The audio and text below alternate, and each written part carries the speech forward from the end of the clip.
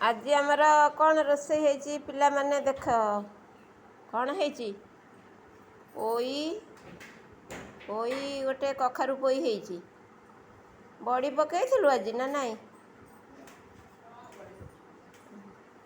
ଏଇଟା ଗୋଟେ ହେଇଛି କ'ଣ ସୋୟାବିନ ପୋଟଳ ହେଇଛି। ଇଏ ଗୋଟେ ହେଇଛି ଡାଲି ଫ୍ରାଏ ହେଇଛି। ଦହି କୁନ୍ଦୁରୁ ଭଜା ଭାତ ଆଉ ଗୋଟେ ଲେମ୍ବୁ ଟିକେ ମଳା ଦଳା ହବ ଆଉ। ମା ଗୋଟେ କଞ୍ଚା ଲଙ୍କା ଦେଲୁ ମଳିବା ଲେମ୍ବୁରେ। କଞ୍ଚା ଲଙ୍କା ଟିକେ କଞ୍ଚା ଲଙ୍କା ଟିକେ ମଳି ଦେଲେ ନା। ଦହି ଆଣି ଆଉ ସାଧା ବାରରେ ଆଉ ଟିକେ ମଳା ଦଳା ଆଉ ଟିକେ ମୋତେ ସାମାନ୍ୟ ଲୁଣ ଦେ। ମୁଁ ଲୁଣ ଟିକେ ଆଣିଥିଲି ଯେ ଦହିରେ ପକେଇଦେଲି। ଲେମ୍ବୁ ସେଇଠି ଫ୍ରିଜରେ ଅଛି, ନେଇ ଆସ ଖାଅ। କାଲି ତ ମୋର ଉଡ଼ିଲା ପଡ଼ି ଆଉ।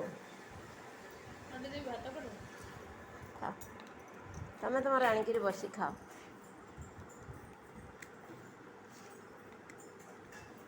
ଟିକେ ଲେମ୍ବୁ ମଳା କରିଦେଲେ ନା ସବୁ ତରକାରୀ ତଳ, ସବୁ ତରକାରୀ ପଛରେ ଲେମ୍ବୁ ରହିବ ଆଗରେ।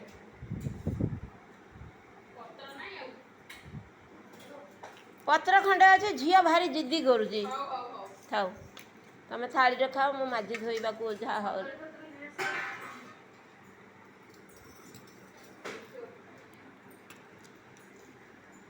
ଏବେ ଖାଇବା ଆଉ, ତମେ ଖାଅ ତମର। ମୁଁ ଖାଉଛି।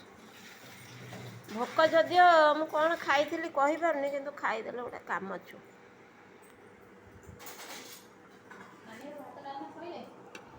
ତାଙ୍କର ଭାତ ଡାଲମା ସବୁ ସରିଗଲାଣି। ଖାଇବା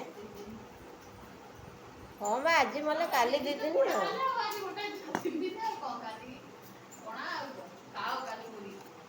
ଏ ଭୃସଙ୍ଗ ଆଉ କଞ୍ଚା ଲଙ୍କା ପକେଇଲେ ଡାଲିରେ ଭଲ ଲାଗୁଛି ଲୋ ଜିତା। ଭୃସଙ୍ଗ କଞ୍ଚା ଲଙ୍କା ଡାଲି ଖାଇଲୁ ଆଜି, ସ୍ୱାଦ କେମିତିଆ। କ'ଣ ଏଇ ଜିନିଷ ତ ଏଇଠି ଅଛି, ଆଣି ଗୋଟେ ପକେଇଦେଲେ କ'ଣ, ଯେଉଁଟା ଭଲ ଲାଗିବ କେମିତି ଦୁଇଟା ଖାଇଦେବା। ମୁଁ ଦେଖୁଛି ବେଶୀ ଲେମ୍ବୁ ଆମର କାମ ଦେଉଛି। ସାଧା ବାରକୁ ଲେମ୍ବୁ ପେଲୁଛି ଭାତ।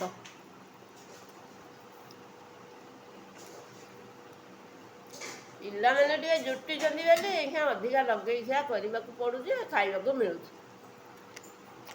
ହେଲେ ଯାହା ହେଲେ କେଉଁଦିନ ରୁଟି ବି କାମ ଚଳିବ।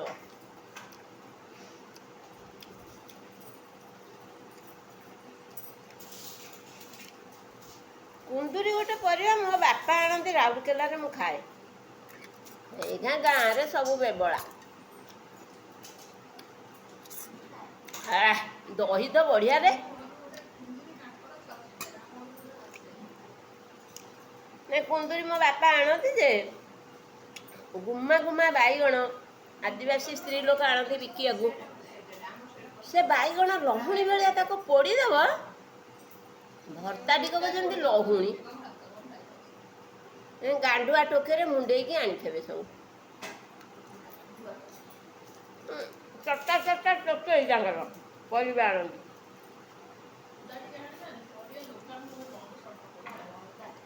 ଏବେ କଖାରୁଟା କି ଟେଷ୍ଟି କଖାରୁ, ଖାଇ ଦେଖ। ବଢ଼ିଆ କଖାରୁଟା ତା ଭାଗ୍ୟକୁ।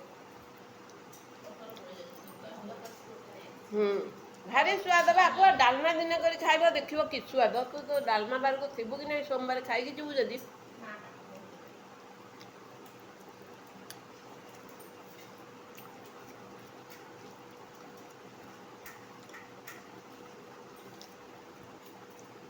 ଖାଇବାଟା ମସ୍ତ ହେଇଥା।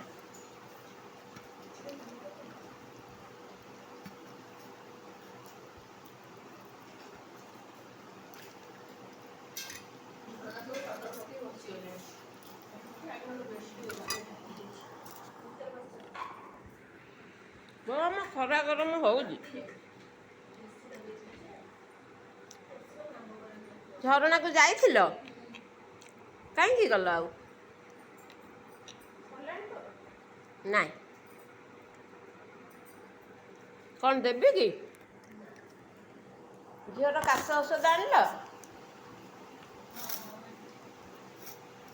ହଉ ଦେଖିଦିଅ ତାକୁ ଟିକେ ଖୁଆଇ ଦିଅ। ଏଇଟା ବା ଦଉଛି ପିଙ୍କି ଭଲ ରହ ଟିକେ।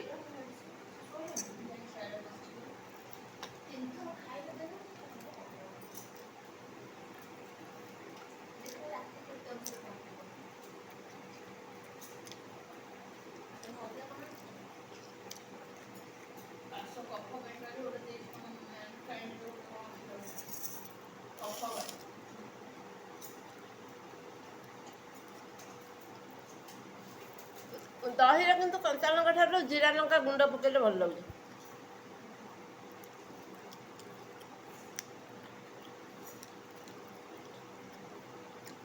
ଭାତରେ ପାଣି ପୁରେଇ ଦିଅ। ସେ କହୁଛି ଶୁଖୁଆ ପଖାଳ ଖାଇବ ରାତିକି। ପୁଅ ଖାଇସାରୁ।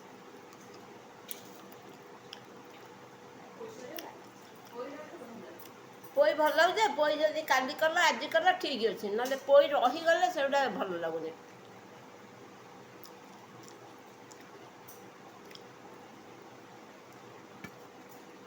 ଖାଇଦେବା ପଛକୁ ତଡ଼କା ଭେଦା ହେଇଛି ରାତି ପାଇଁ ଆମର।